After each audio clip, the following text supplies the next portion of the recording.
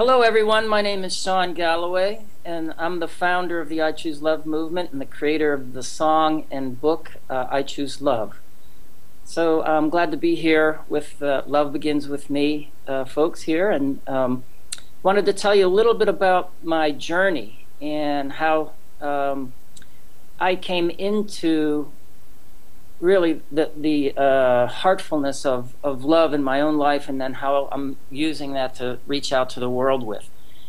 So years ago, when I first started on my spiritual journey, it came from what I would call a calling.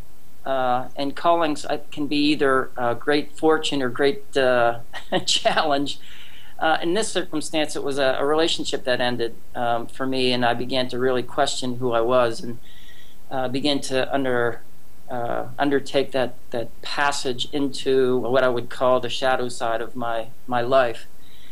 So basically, I started working with a mentor who offered me a choice, and that choice was love or fear. And so I would ask you the same thing. What do you choose, love or fear? In my experience of this, what I was given was basically a guideline to understand that when I chose love, that all these fears and hurts and wounds would begin to surface in me so that I could begin to heal and transform them, and to literally walk into the world in a way that I was actually consciously aware of the love that I am, and being able to share that so that other people could heal as well. Now, the biggest challenge for me on my quest was depression. And of course, I think depression comes, it's a soul sickness, but in my experience, it was not only situational, but it was also a spiritual sickness or dis-ease.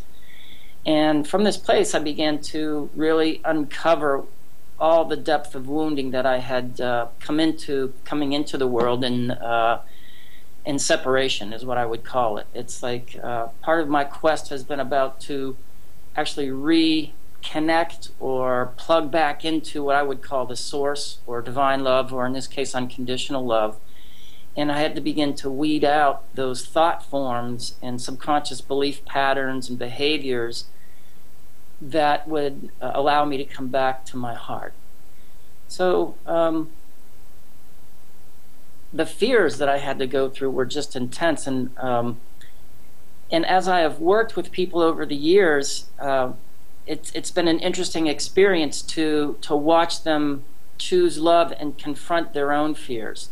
Now, one of the things in choosing love that I would like to share with you is it's not easy.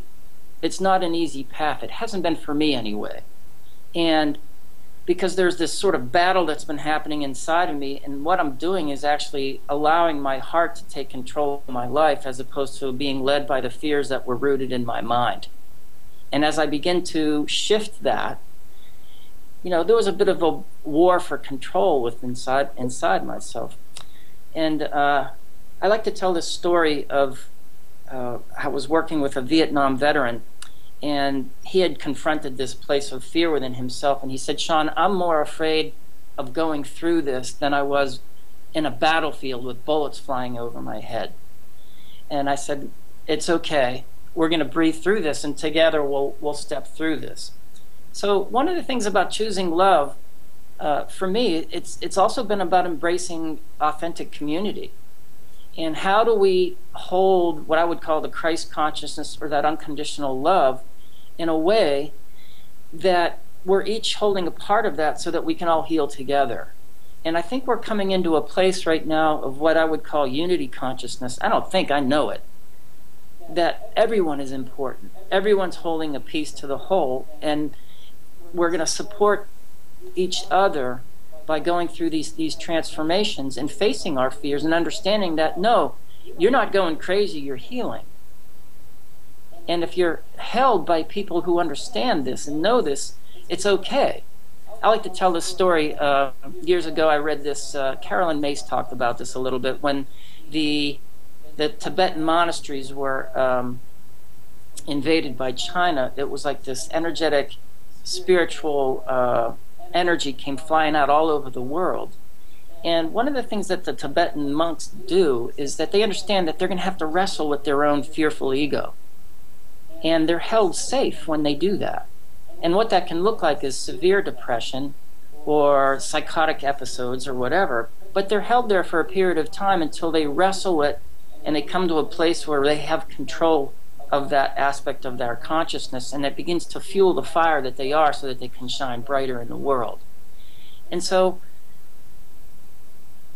depression is at epidemic levels in our world right now. People are beginning to understand that when you disconnect from nature and the root of the earth, that you're also disconnecting from what I would call your spiritual essence, your connection to source. That's been my experience anyway.